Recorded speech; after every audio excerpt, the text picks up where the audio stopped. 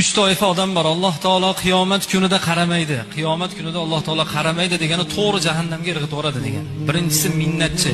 Bir narsa beradi, minnat qiladi. Bir narsa beradi, minnat qiladi. Men qilib qo'ydim, mana qildim deb qaramaydi.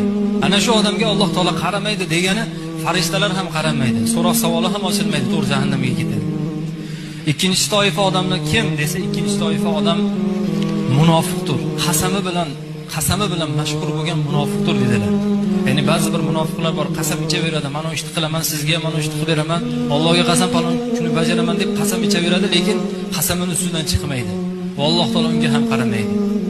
Va kiyimi bilan faxrlanib yuradiganga ham qiyomat kunida Alloh taolo qaramaydi. Uchinchi toifa, kiyimi bilan faxrlanib yuradiganlarga. Bu bilan kiyimni harom yoki halolligi gap so'zga o'rin yo'q. Ana shu ipakdan bo'lmasa, najosat bo'lmasa o'sha kiyim va ayollarda suratini berib qo'ymasa kiyim halol. Bu millionlagan kiyim bo'ladimi, milliardlagan kiyim bo'ladimi farqi yo'q.